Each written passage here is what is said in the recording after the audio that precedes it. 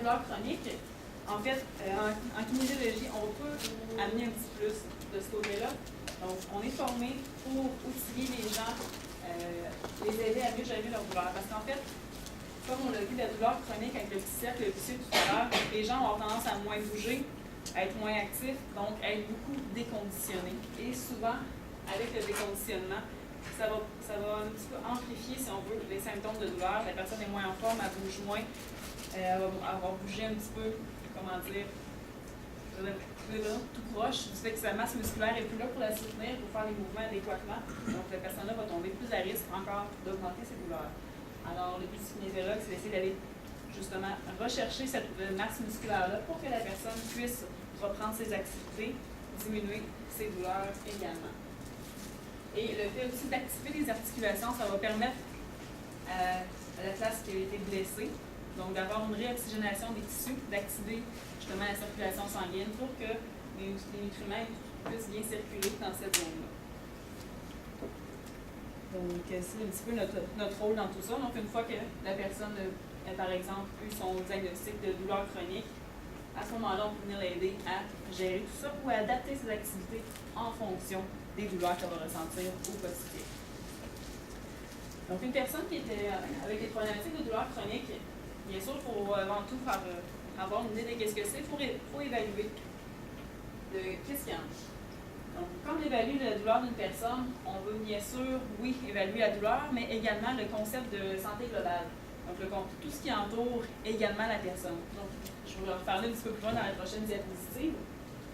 Pour une évaluation de douleur, également, ça peut prendre plusieurs visites avant d'avoir ce diagnostic-là.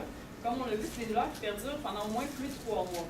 Donc, ça ne sera pas en une semaine qu'on va dire « Ah, mal de dos, douleur chronique, ça y est, on va référer un gars aux personnes qu'il faut. » Donc, ça peut prendre du temps, des mois, des semaines, peut-être même des années. Il peut y avoir des cas comme ça qui existent pour le temps de diagnostic. Et parfois, ça peut nécessiter plusieurs professionnels. L'avis d'un chiro avec un médecin, un massothérapeute, pour être capable d'en arriver à une conclusion sur la douleur chronique. Donc, quand je parlais tantôt de concept de santé globale, je vais regarder par rapport à la douleur chez une personne, différents points. Donc, l'aspect génétique, j'ai écrit génétique, j'aurais pu écrire familial. Donc, c'est de voir un petit peu chez cette personne-là, comment ils vont percevoir la douleur. Si c'est des personnes qui disent non, je suis capable d'endurer, on est dur au mal ici, on a un bon niveau de tolérance. Si c'est des personnes qui vont, à moins de petites douleurs, c'est une raison d'avoir de l'attention, d'aller chercher justement un petit peu plus les gens autour. Ce qu'on a, c'est de voir comment la personne va sentir sa douleur et va l'intégrer. Ça va aider après ça à mieux traiter et à savoir comment prendre cette personne-là si on veut. Également, côté alimentation, on parle aussi de saines habitudes de vie. Parce que oui, l'hygiène aussi au niveau de la douleur, ça va être important, mais toute la santé globale va être intéressante. Donc, une mauvaise alimentation, ça peut venir également augmenter les douleurs. Ça peut aussi créer des douleurs viscérales qui n'aideront pas les personnes nécessairement non plus à mieux se sentir dans leur quotidien.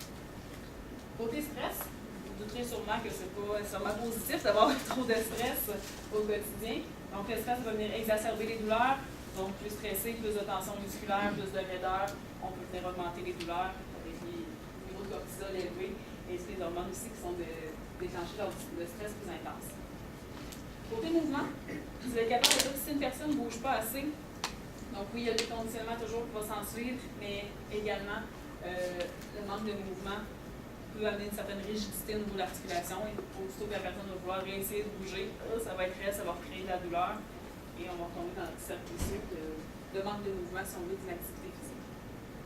Côté environnement, c'est de voir un petit peu qu'est-ce qui englobe la personne, dans quel type d'habitat va être, est-ce que c'est quelque chose qui est bien organisé, son niveau de vie, c'est dans un environnement qui est hyper stressant, pas du tout accès au calme, il n'y a pas de bulle, si on veut, pour essayer de venir se calmer, d'avoir du temps pour lui. Donc, c'est quelque chose à vérifier. Et côté spiritualité, c'est quelqu'un qui n'est pas motivé et qu'il n'y a pas de. Il ne sait pas ce qu'il veut faire dans la vie, il ne sait pas ce qu'il fait sur Terre, il n'y a pas de mission. Tout ce qu'il a à gérer, c'est sa douleur. Peut-être que ça va être difficile de l'amener à progresser et à changer un petit peu de mentalité. Fait que c'est d'évaluer un petit peu tout ça quand on rencontre une personne qui est Si tu me permets, Alexandra, ça peut paraître drôle des fois quand on met spiritualité dans l'évaluation, mais moi j'étais super contente que tu le mettes parce que, en fait, ce qu'on sait, c'est que dans la perception occidentale du monde, parce que moi j'ai travaillé en Orient, je vais vous en parler tout à l'heure, si on fait les bonnes choses, on ne doit pas souffrir. Puis écoutez les gens parler, puis ils disent souvent ça, mais j'ai tout fait, comment ça que ça m'arrive, pourquoi moi, mais c'est quoi, ton cancer, on va le donner à quelqu'un d'autre, ou ton hernie, on va le donner à quelqu'un d'autre, ça ne marche pas comme ça. Donc, on a beaucoup cette idée-là, puis on a été élevé avec cette idée-là qu'on ne doit pas souffrir. Si on fait tout ce qu'il faut, on ne souffrira pas. Donc ça nous rend plus intolérants à la douleur. Puis ça, c'est quelque chose qui fait partie de notre spiritualité comme occidentale.